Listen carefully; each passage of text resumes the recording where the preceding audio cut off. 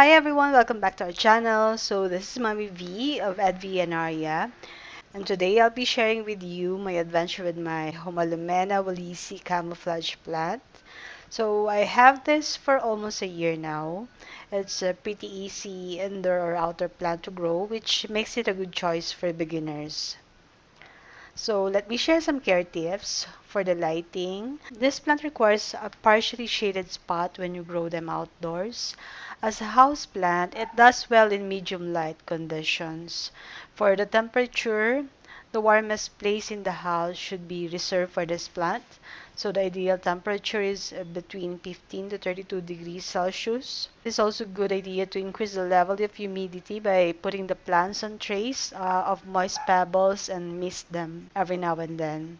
So for the watering, this plant loves moisture, and dry soil will turn the leaves yellow. Make sure to water them plentifully as much as necessary, but avoid stagnant water to protect the roots. For the potting mix, use a soil-based potting mix that retains water yet drains well. For the propagation, this plant can be propagated by division, and that's what I'll be sharing on this vlog. Continue watching, guys, for the propagation. Thank you, and enjoy the video.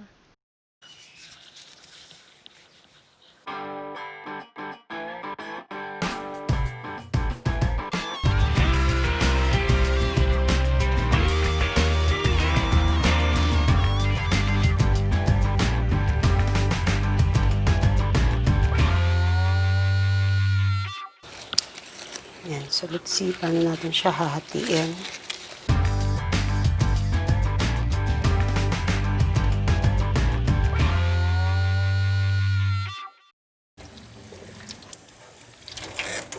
Yeah, so check.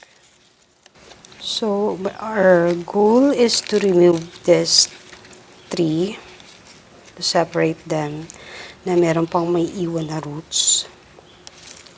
So I should cut this big one, the mother plant first. May roots naman dun sa taas. And then I'll separate the two sa bottom, yung baby niya. This is the mother plant, yung nasa gitna.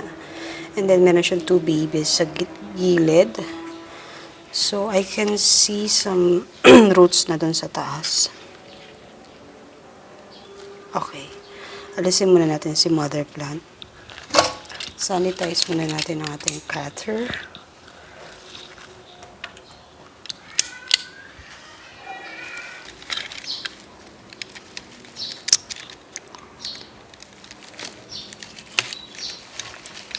There. Yan. So this is our mother plant. Meron pa rin siyang magandang roots. Yan. And then these two, hatiin natin yung roots. Dapat meron silang roots pareho. Yan. So this one, meron na rin siyang bago. Sana tumubo yan. So nahiwalay na natin. Meron siyang roots pa. Then this one, bawasan na rin natin to para makahinga siya. Pulupot yung kanyang ugat. Subukan ko nga rin kung mabubuhay itong bulb na sa ilalim. Iwan lang ako ng konting roots.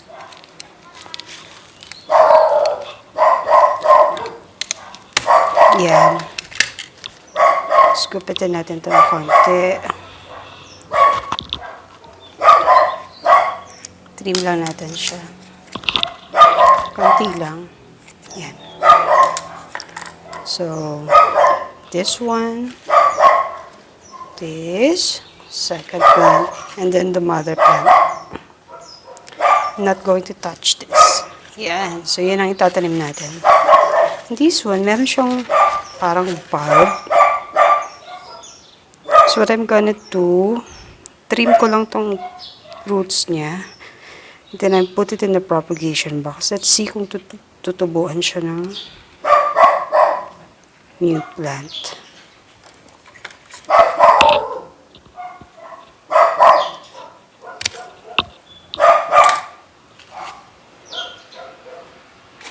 Yan. So, now, dahil na-stress siya, natin siya ng rooting solution.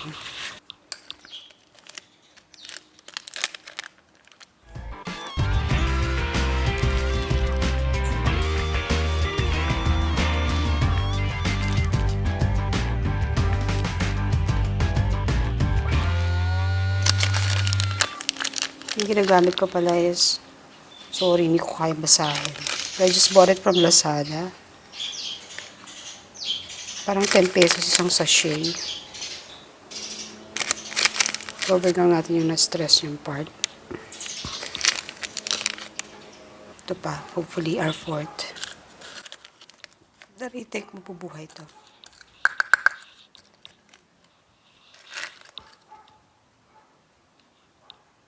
Yan. Our fourth. So, I'll put this one in my propagation box. So, mamaya ka na.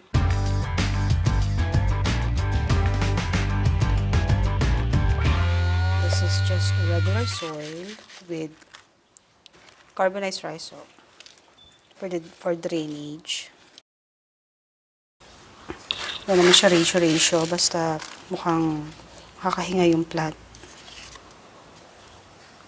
Yan. So, let's put this plant in an area na hindi direct sun so it can recover. So, after 3 to 5 days, 3 days ganyan, pwede mo na siyang ilipat.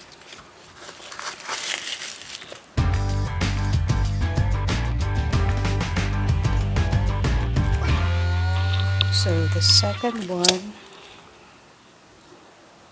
we'll put here.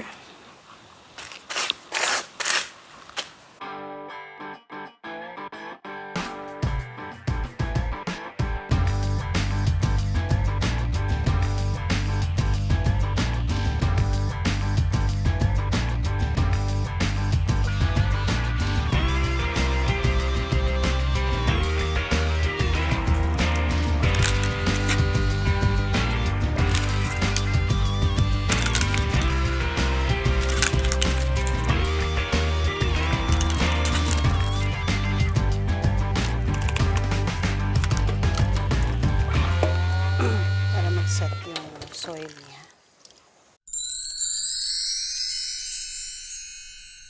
This. So what will I do? I'll put this one in my propagation box. I'll show you. So this one is my propagation box.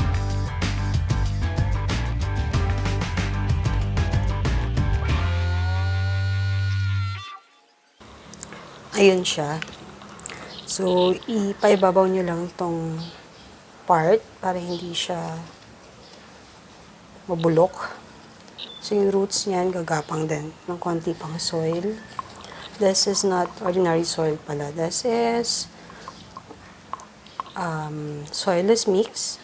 Tapos sinaluan ko nung para sa mga succulents. Yan. As you can see, meron akong growth dito. This is my aglo. Yan. So, hopefully that will create a new plant.